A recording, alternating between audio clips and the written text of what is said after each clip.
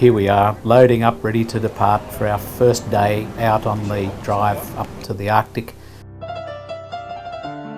We very quickly get out of the metropolitan area of Vancouver and into the glorious scenery of Canada.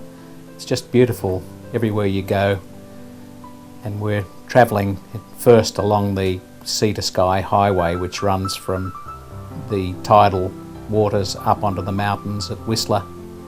One of the very great highlights is a visit to the Storwimmus Chief, which is a huge granite outcrop that raises about 2,000 feet straight up, and rock climbers come from all over the world to try it. Now we're travelling on through Squamish and then eventually up to the Whistler Blackcomb Resort, which is one of the world's premier ski resorts, and even in summer it's very busy with all types of activities, including mountain biking and hiking. It gets its name Whistler from the hoary marmots, which make a whistling noise, and it was prior to that called Mount London.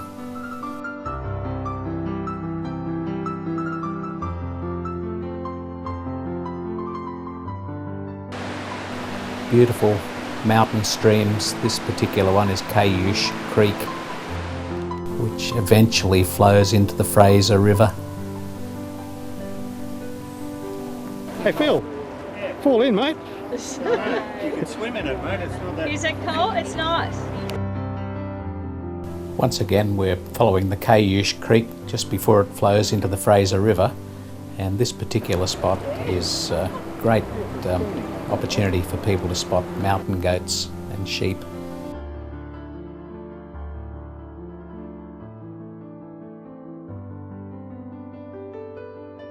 One of the great highlights of a trip up into the Arctic are the morning tea stops, very much appreciated by all on board. And the Canadians really enjoy their summers. They just love these beautiful blooms of flowers and the luxurious grass because their summer seasons are so short. This particular spot is in the city of Prince George, which is one of the largest cities in northern British Columbia. It's predominantly a university town.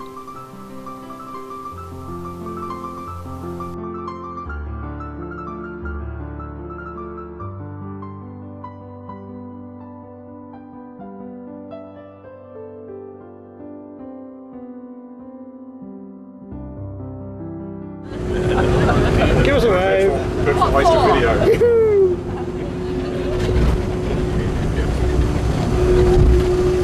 Hi Mum, how are you? So what do you think of the world economy, sir? Well, ask me on the 7th of September, I'll tell you. This is what's known as the Summit Lake, which is about the highest the road reaches in elevation on the way north.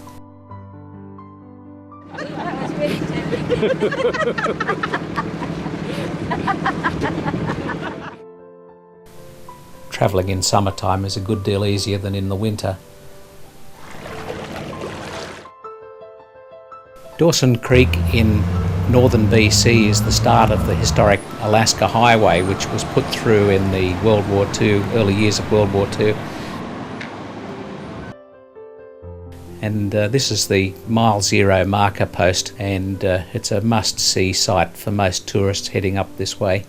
The old timber elevator was moved to its present site by road. It was quite a task. It weighs well over 600 tonnes. The old grain elevator is now an arts and crafts shop, and it's also the Visitors Information Centre.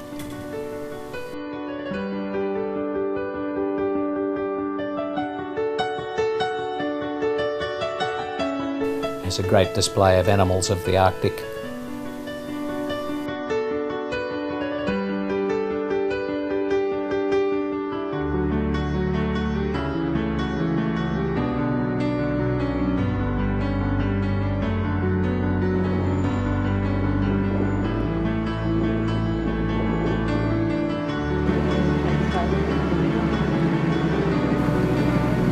here the bus is travelling over the Kiskattanor Bridge, which is an extraordinary timber construction that is not only curved but it's on a tilt as well.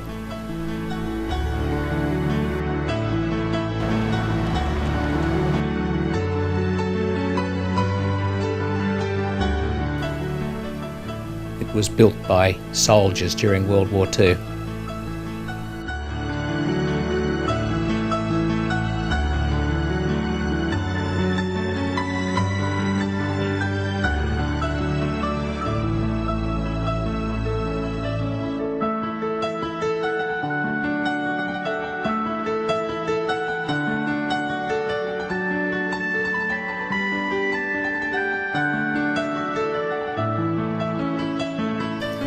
This is travelling down into the Peace River Valley. The Peace River was the barrier between two of the main tribes that had been warring for years, and they decided that they would live in peace.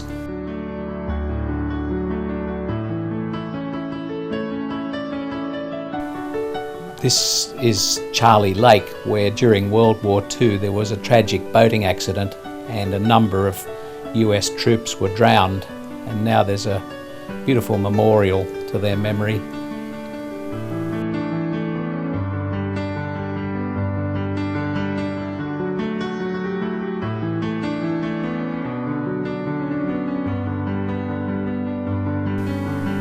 This is a caribou.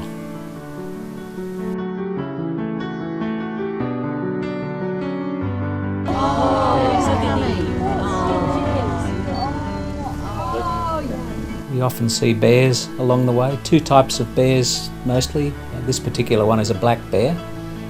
Of course, everyone wants to see a grizzly, and we do often see them further north.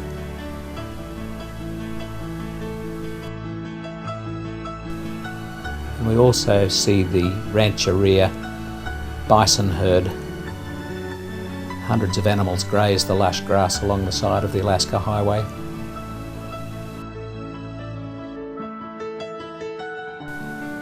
They look very placid, but it's a good idea to stay well clear of them because they can be a little bit cranky.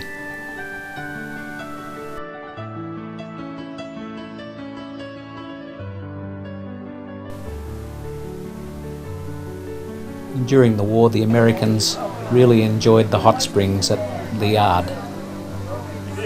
Beautifully developed area for tourists to enjoy.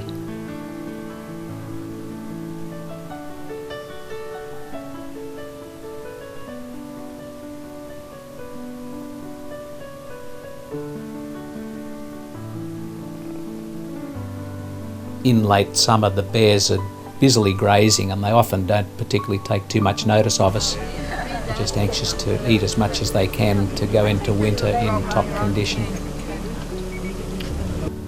And at Watson Lake, there's what's called the signpost forest, which was started by a homesick soldier during World War II. He nailed a sign up to his hometown on a post, and other soldiers thought it was a great idea, so they did the same, and it continues to this day.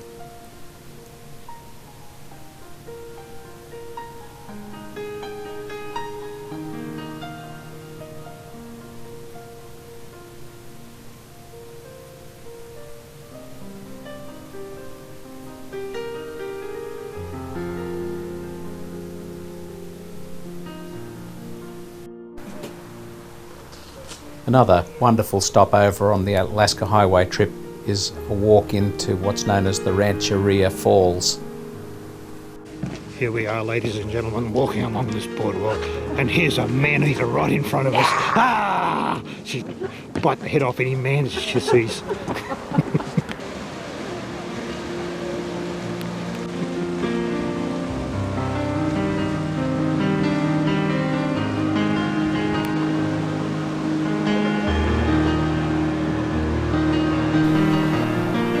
Very pleasant boardwalk and viewing platform area.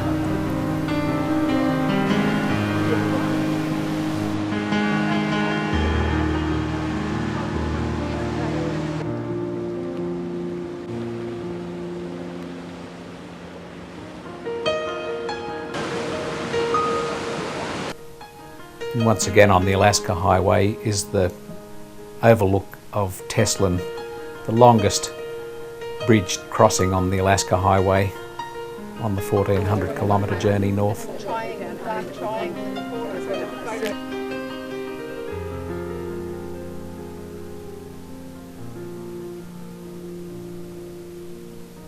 Now here we are at the Miles Canyon on the Yukon River. A very different place these days compared to what it was prior to the building of the dam.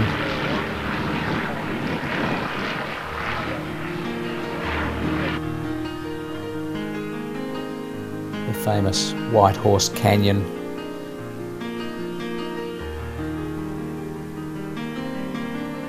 Whitehorse is the capital city of the Yukon Territory.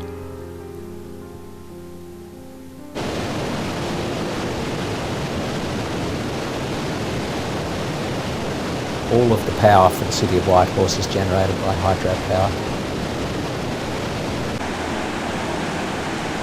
But because it's a very significant salmon spawning spot, there's the longest fish ladder in the world that enables the spawning fish to go upstream.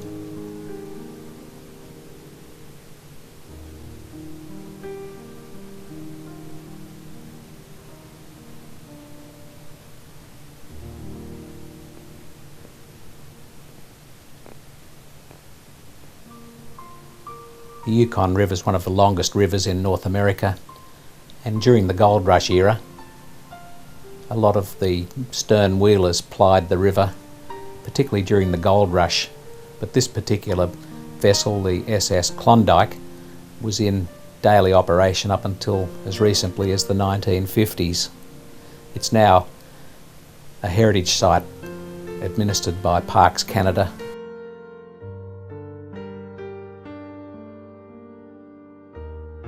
The vessel is maintained in beautiful condition, and it gives visitors a great chance to see what life was like on the river in years gone by.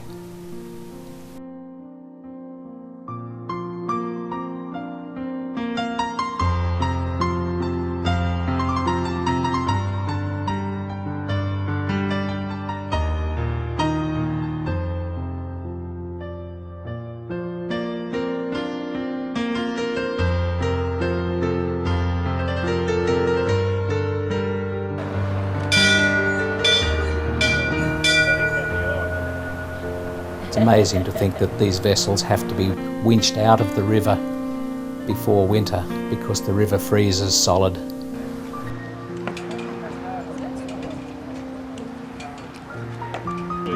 Hello, Rob. Where did you go, Rob?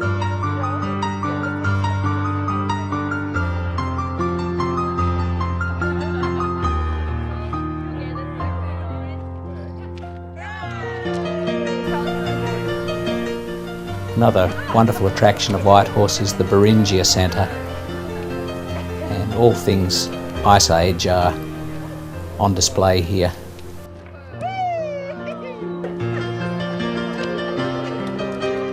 On the wrist. On the wrist. So that's what I have to do. Yeah. Are you ready, love? Yes.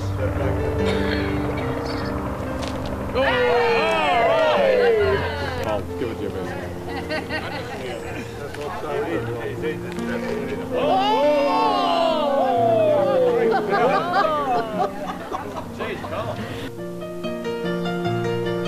This is the skeleton of a woolly mammoth, and a lot of skeletons are still dug up by the gold miners. And here we are at the Yukon Wildlife Preserve. The mule deer.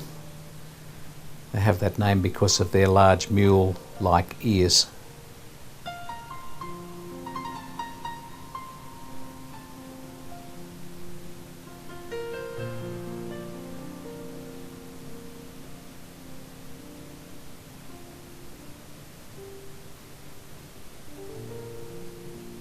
It's a great chance for visitors to get up close to animals of the north.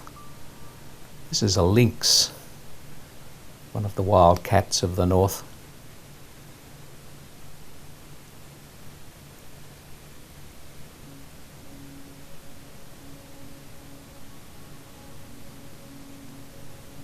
an Arctic fox,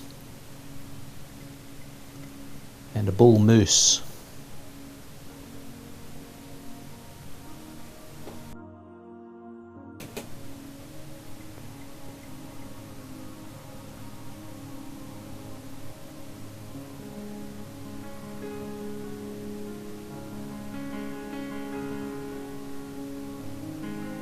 As we go further north, we get up into the colder climates, and we follow the Yukon River for many miles after we leave Whitehorse.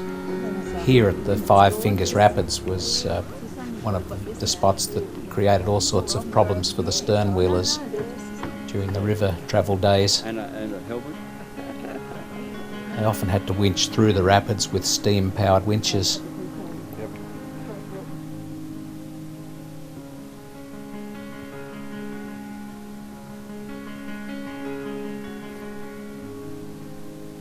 Famous Dawson City, the centre for the world's most famous gold rush on the Klondike.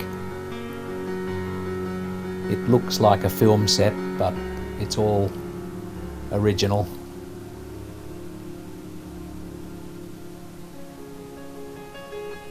The town was built on permafrost, and many of the buildings are leaning and twisted as the permafrost has melted and moved underneath. Robert Service, a famous Canadian poet, lived in this little cabin in Dawson City. Top of the what? Top of the long bench. Top of the light bench, was it? This is the Yukon River, just where it meets the Klondike. And we visit the very spot where the first gold strikes were made, which triggered off the world's biggest gold rush. Many of the relics of the old gold rush are still lying idle and derelict. This is the largest timber pontoon bucket dredge in the world.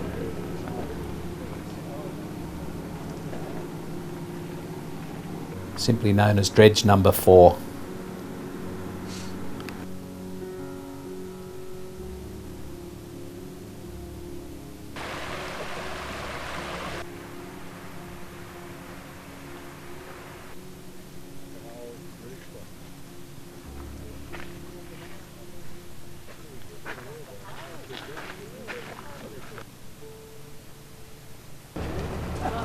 The big adventure of a tour up into the Arctic is the travel along the famous Dempster Highway, which follows an old dog sled route that was opened up by the mounted police back in the early 1900s.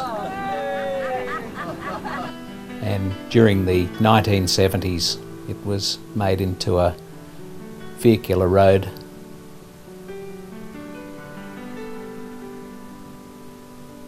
It's about a 700-kilometre gravel stretch that goes right up beyond the Arctic Circle and right to the very north coast of Canada.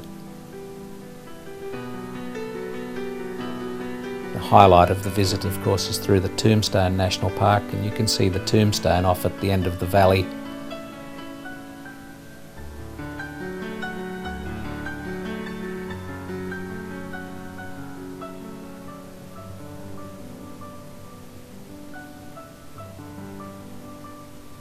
It doesn't seem to matter what season the area is visited, it's always very different. At this time of year in late summer, it's very colourful. The summer growth is starting to change colour.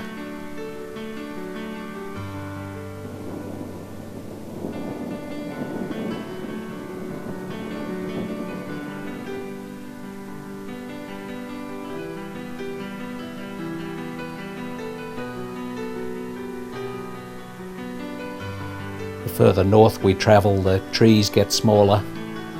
That's largely because the earth below is frozen solid. Even in summer, it's only about a foot deep, the melted or the thawed ground.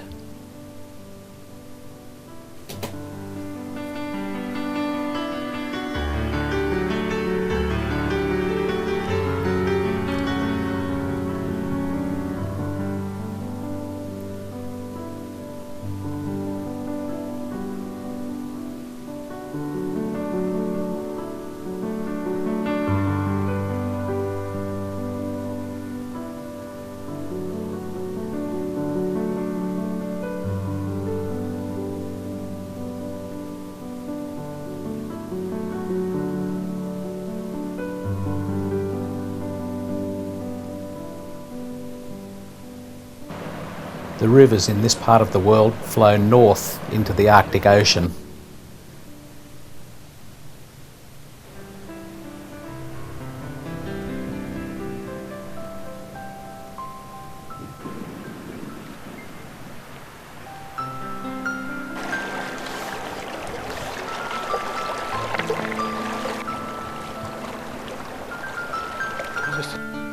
The road is normally kept reasonably well maintained, but it is very slippery should it get wet.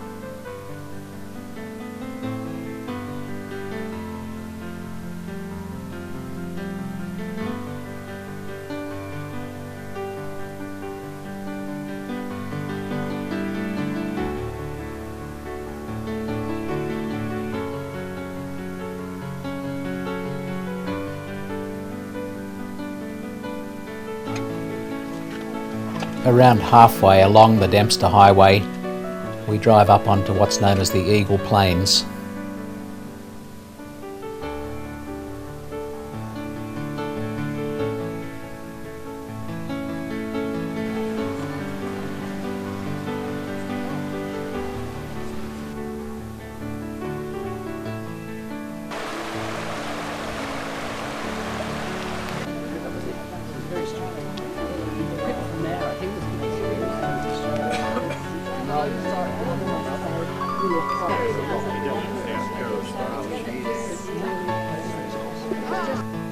These winches are where campers winch their supplies up into the heights there so the bears can't get them.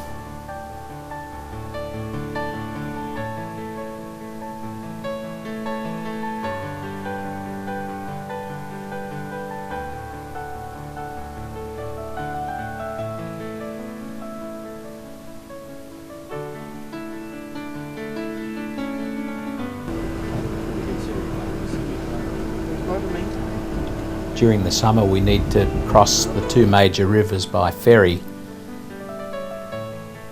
but later in the season, when the cold sets in, they become ice roads when the rivers freeze over.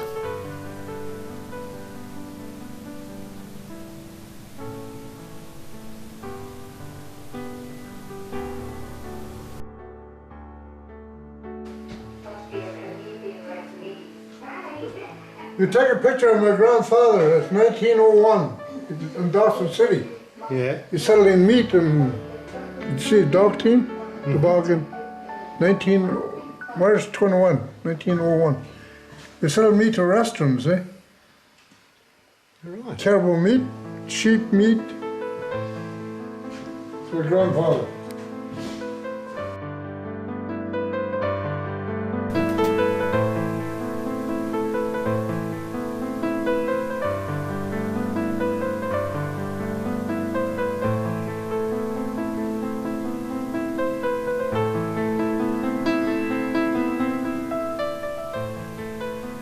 Even though very few travellers visit this part of the world, the locals are still really anxious to display their culture.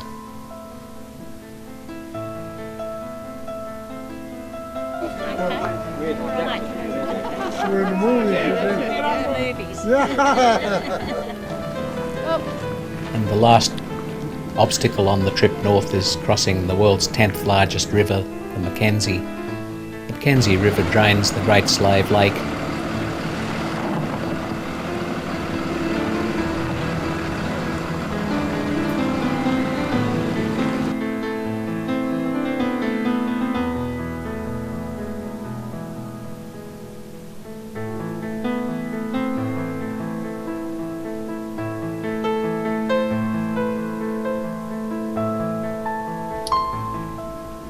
This is Inuvik at 9:30 at night. Crazy. Still light as. Won't get dark till probably about 10 or 10:30, maybe even 11 o'clock.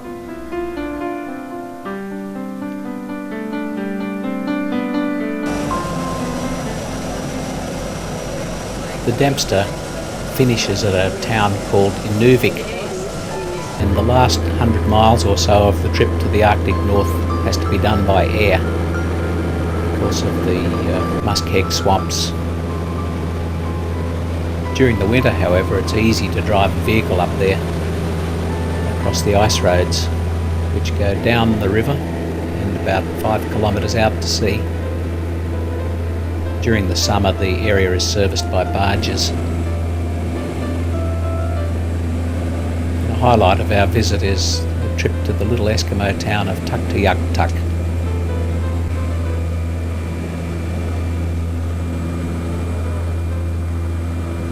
They're all going to get back on pretty quick. The toe dip in the Arctic Ocean is often done by our travellers.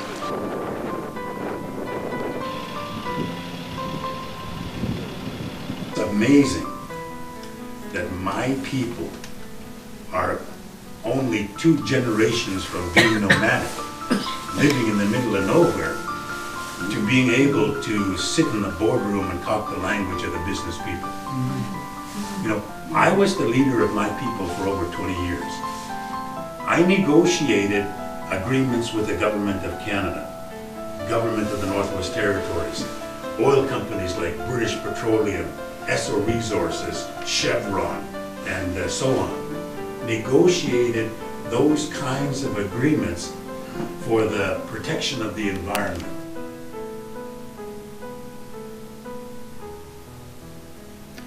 We're guided around Tuktoyaktuk by one of the local Eskimo community, and for the adventurous there's the opportunity to visit the snow house, which is an area dug down into the permafrost and where the locals store their summer catches.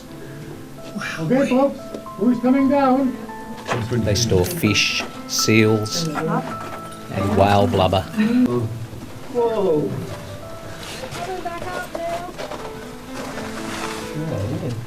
Let me get by. You can make your way that way. You'll take this fork with you. Okay. Couple hundred meters. Anybody got a torch here for me? No, who's got a torch? Okay, take a call. Take a look right over here. You see the makeup of the permafrost? You got all this ice here, okay? All that is water. Take a look over here, Carl. Different layers of sand and clay and maybe a little bit of gravel, but see all the ice and water, huh? And then you got all the frost here. Can I touch it? Can I touch it? Start making your way up there, folks. Okay. Go ahead, who's next? Going up? Holding up traffic. All right, good.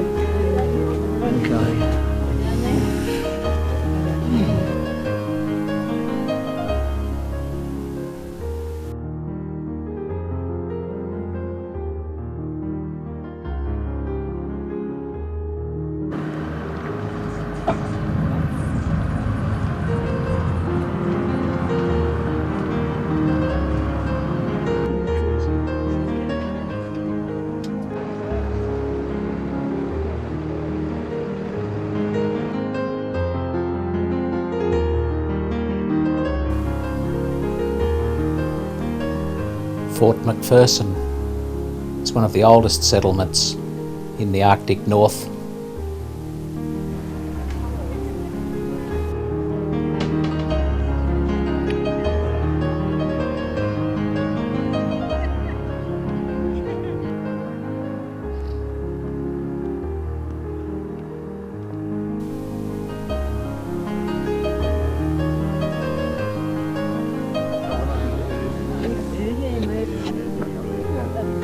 There are many lookout points along the way, and this one's a great chance to look down across the delta of the Mackenzie and the Peel rivers.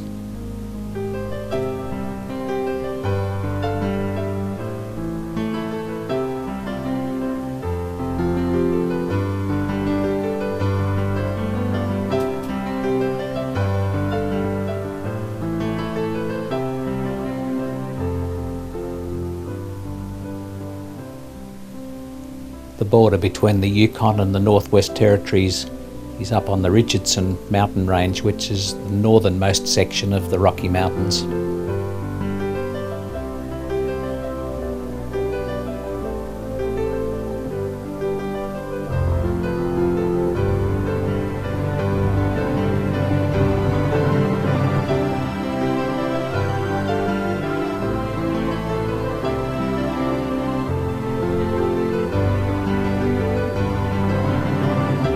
It's also grizzly bear country, so it's very unwise to get too far off the road.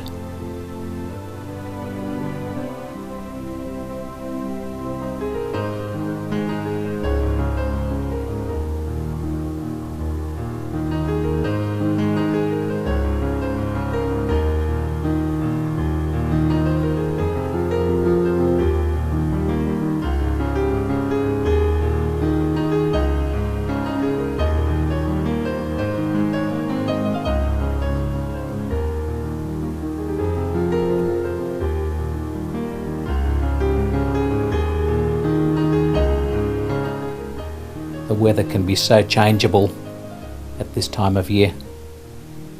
From a lovely sunny day to a blizzard can occur without warning.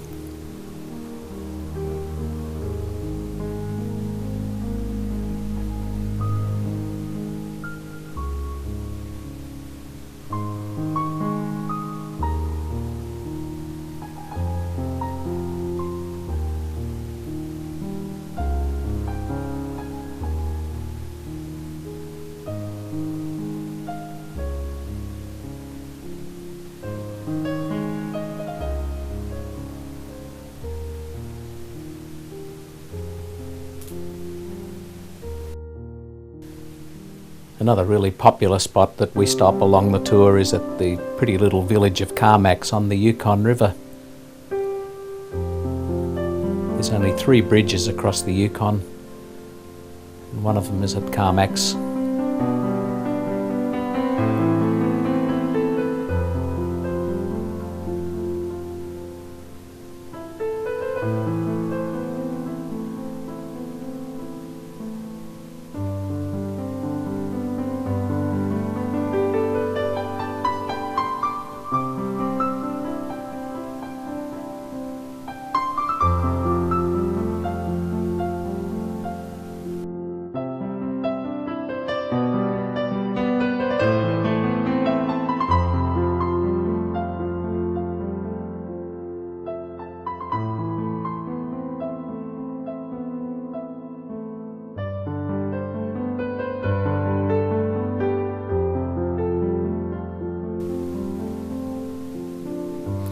This is the beautiful Emerald Lake.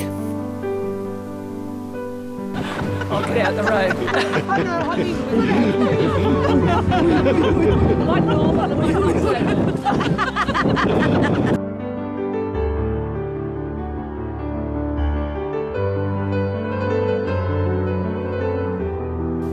And the world's smallest sandy desert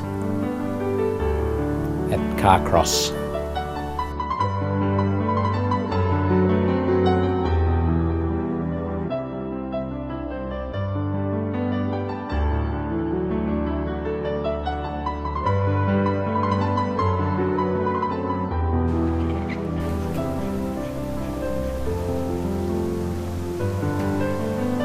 Carcross is also a lovely spot to stop. It's where the famous White Pass and Yukon Route Railway came across the mountains from Alaska into the Yukon.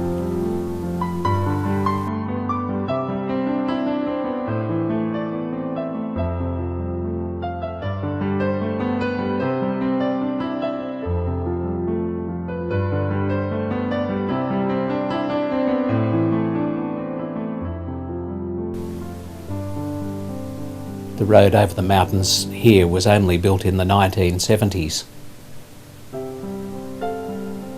It's a very spectacular drive.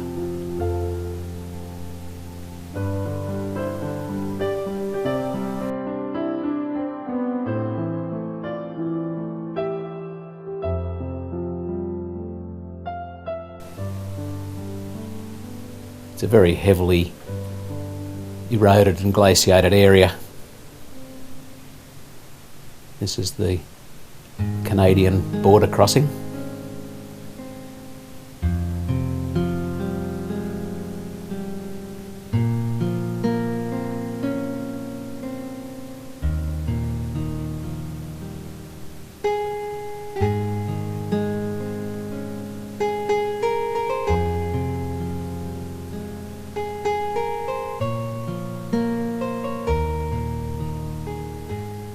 Over the years, many tourists build these little mini inukshuks.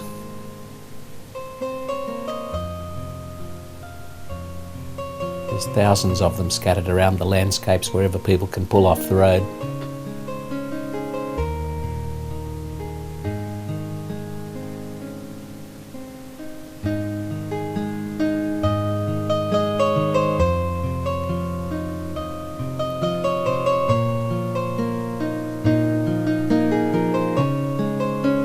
The scenery gets more spectacular as we wind up into the mountains.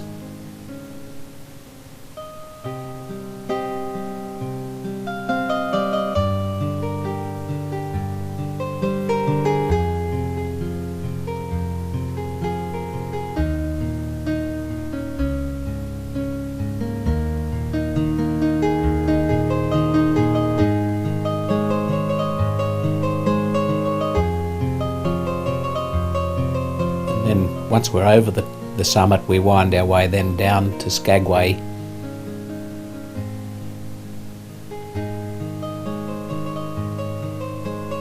In many places we follow the famous railway line from the opposite side of the valley.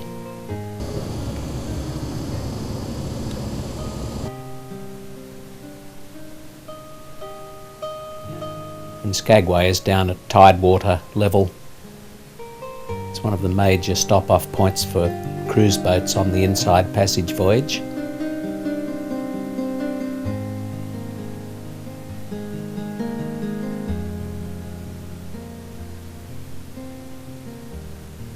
It's not unusual to have 4 or 5 large cruise vessels moored on the same day.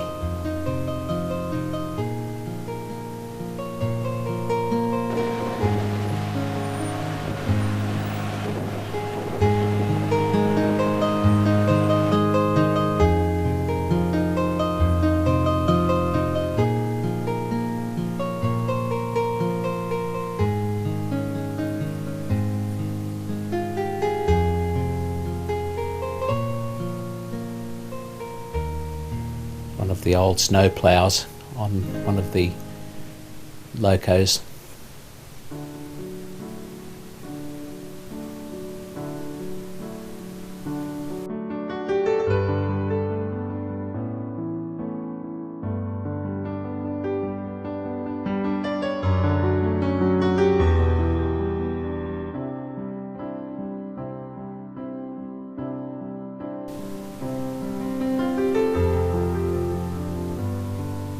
This historic port was the main port for the Klondike Gold Rush back in the 1890s.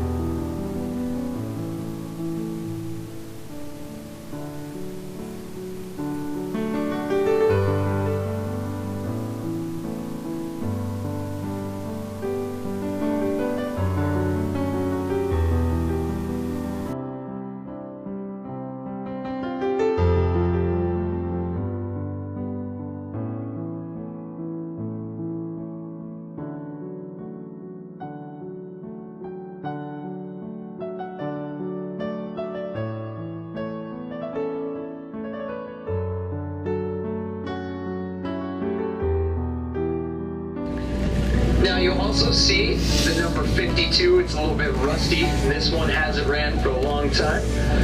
It was built back all the way in 1881, and it was the first engine to ever run on these tracks, and the second engine to ever be brought to Alaska.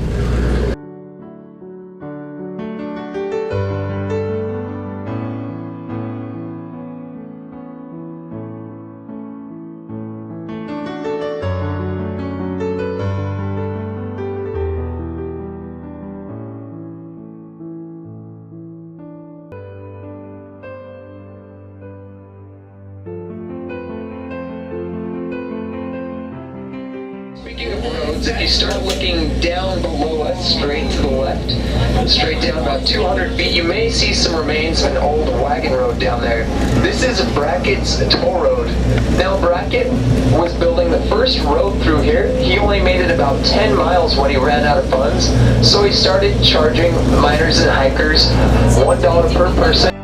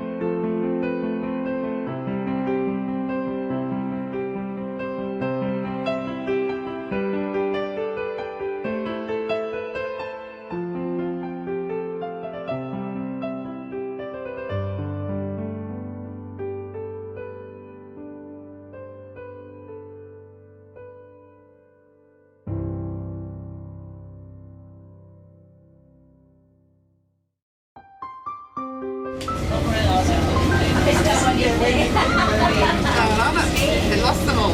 There's nobody there.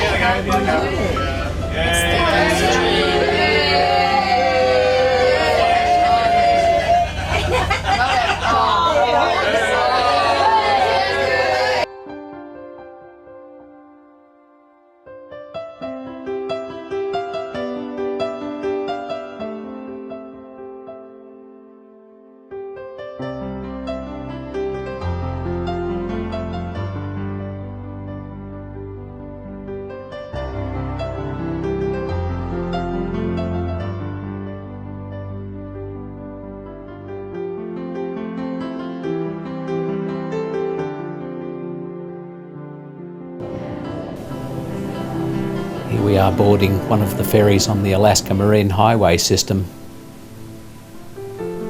It's a brilliant way to experience the Inside Passage.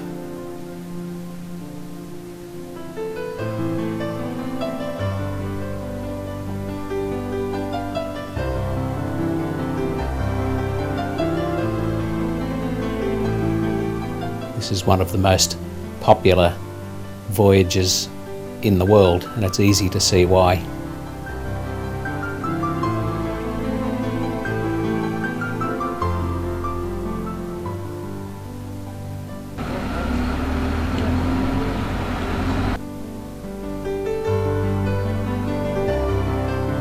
It's the mighty Mendenhall Glacier near Juneau in Alaska, which is the capital city of Alaska.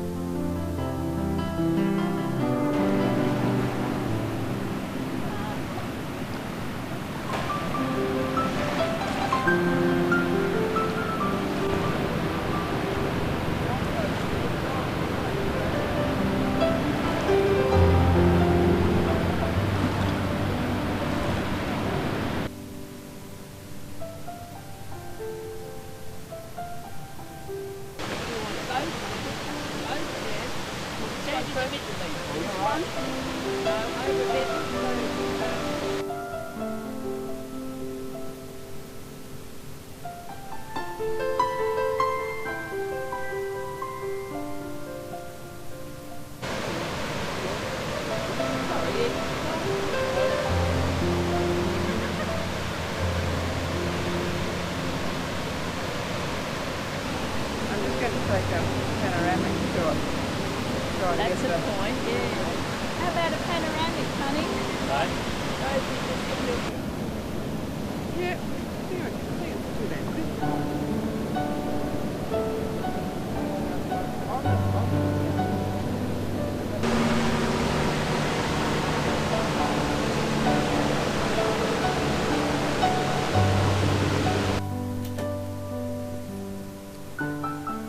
At this time of year, salmon return to the streams for spawning.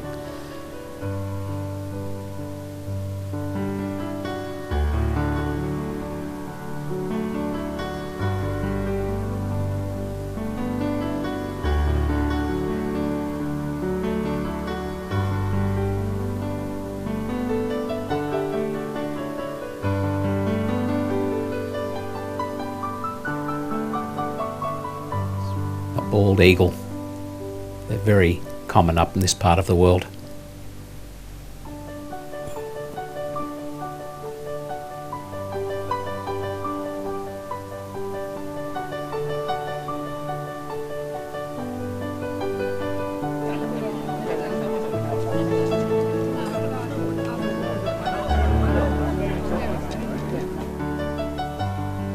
After Juneau, we reboard the ferry on the Alaska Marine Highway system and continue our journey south.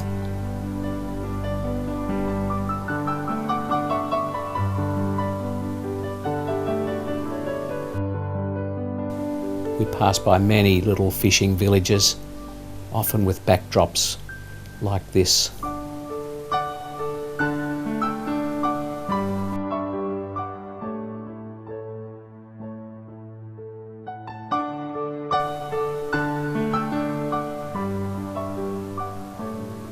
We see lots of marine life along the way. Whales are quite common.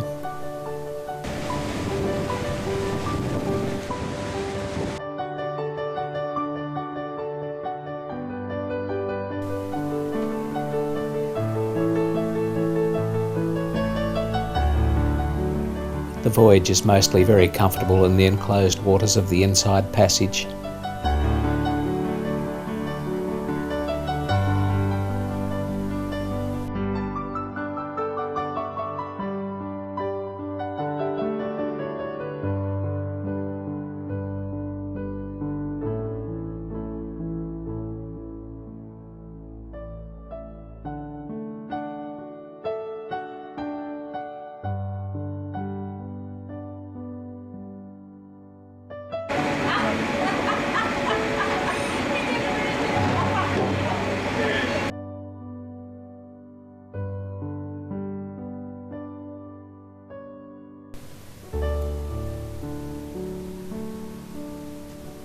The vessels are a great chance to relax, mix with the locals, and enjoy the scenery as it floats by.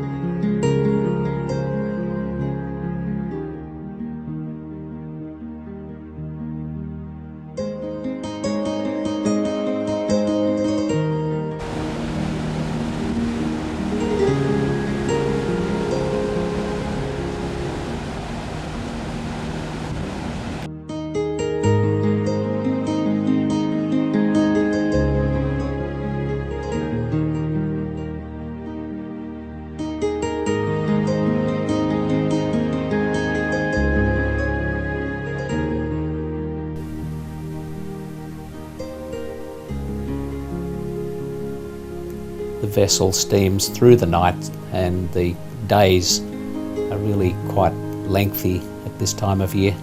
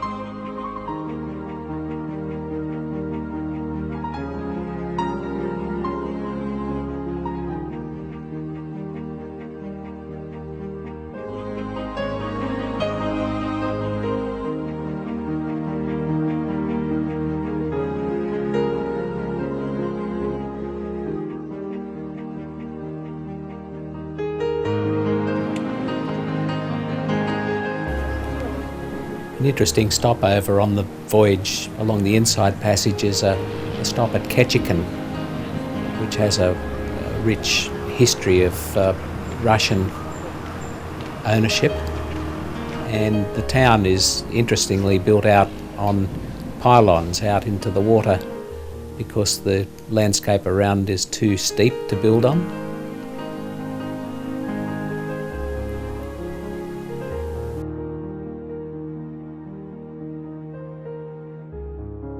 This is what the boys do when the girls go shopping. Boys' day out. Cole? Cole?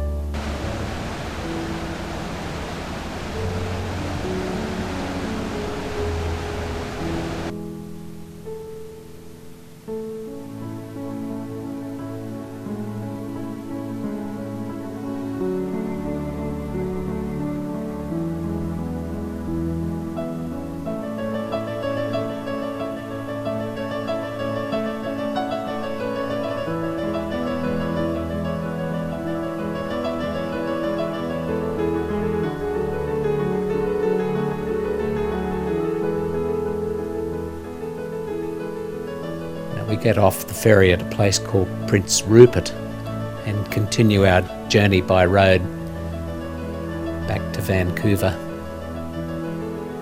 Once again, it's a very pretty drive.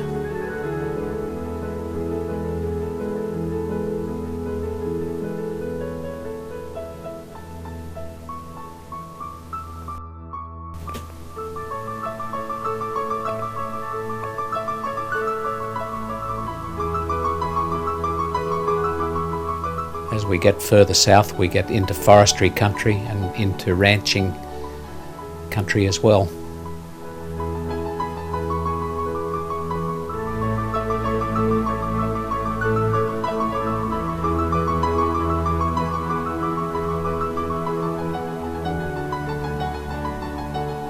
This is the Fraser River at a place called Cornell.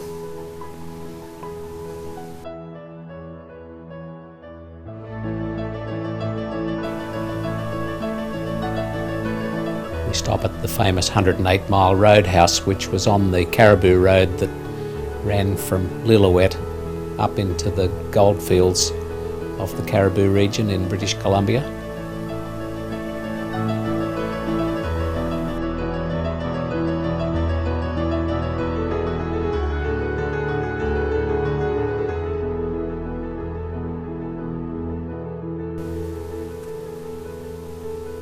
And here we are into the mountains heading toward Vancouver.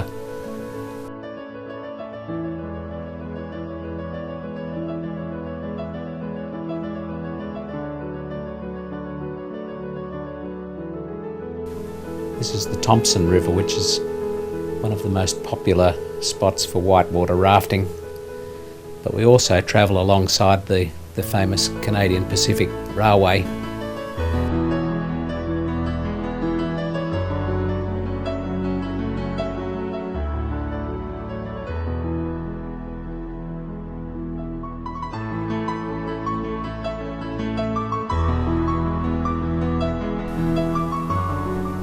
And just before we arrive back in Vancouver, we stop in the gorgeous little town of Hope, which is where the Rocky movies were filmed. And they have these wonderful chainsaw sculptures.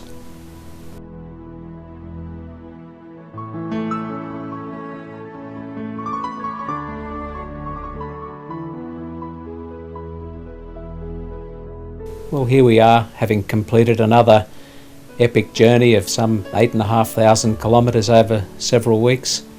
We've enjoyed scenery of all types, we've seen wildlife, and it's been an absolute privilege being able to show it to you, and we thank you all for joining us.